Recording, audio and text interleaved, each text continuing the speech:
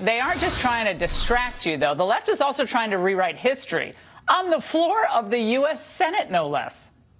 The United States didn't inherit slavery from anybody. We created it. It got created by the Virginia General Assembly and the legislatures of other states. It got created by the court systems in colonial America and since that enforced fugitive slave laws. We created it. And we created it and maintained it over centuries. Virginia's finest. Tell that to the ancient Romans and Egyptians, Tim. Joining me now is Niger Innis, civil rights leader and CEO of the Congress of Racial Equality. Niger, Senator Kaine, clearly borrowing from the New York Times pseudo-history 1619 project, something so thoroughly discredited, it's made its way into the Senate floor. It's outrageous. I mean, it's factually untrue. The fact of the matter is that Africans would not have been as successfully taken from their homeland without the cooperation of, unfortunately, other Africans and Arabs, for that matter, that traded slaves to Europeans, taught the Europeans about that black gold called African slaves, and imported them to the United States and the Caribbean and South America. Niger, you're watching, and you were so eloquent last week and discussing Black Lives Matter and what a potent force, very quickly, it's become in American politics. Forget American culture, but just American politics. What are you thinking a week later since your last appearance, and how many companies are sending multi-million-dollar checks and coming up with a lot of symbolic gestures to try to placate and satisfy the BLM movement?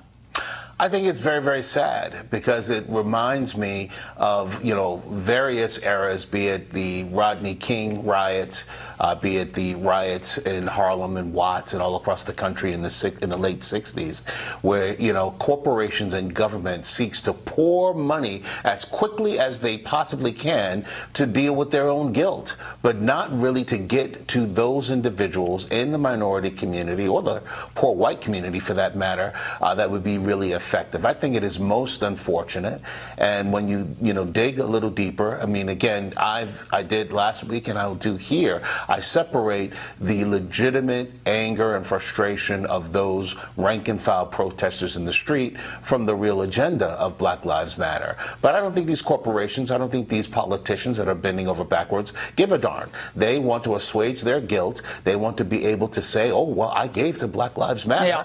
Yeah. But in reality, they're just going to walk right back to their offices and to their corporate headquarters and not give a darn about what's really going on in the minority community. Ironically, the one who's labeled a racist, that is the President of the United States, has done such a great deal before the economic shutdown, record growth in the Black and the Hispanic community for the entire country, real wage growth, real entrepreneurial opportunity. Oh, yeah, actually, during the Obama-Biden years, there was a year when more small businesses were closing than opening. Well, that is completely turned around, or had turned around before this artificial and we got to get it. We got to get it back. But speaking of correcting history, Niger, I got to get you on this.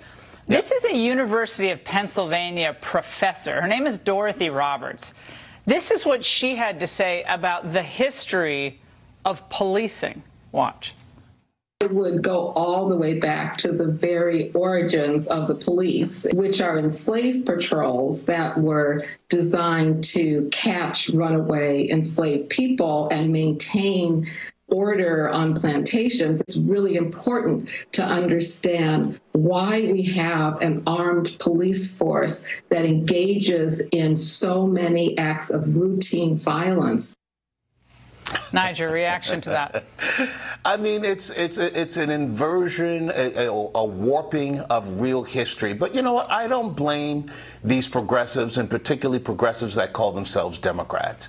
Because if you look and examine the real history, not the phony history these folk are pushing and Kaine is pushing, but the real history, what you'll find is that the Democratic Party is a party of slavery and segregation, and the Republican Party was the party of liberation. Yeah, the abolitionist party. That's how it began, when the Whigs collapsed. All right, Niger, thanks so much.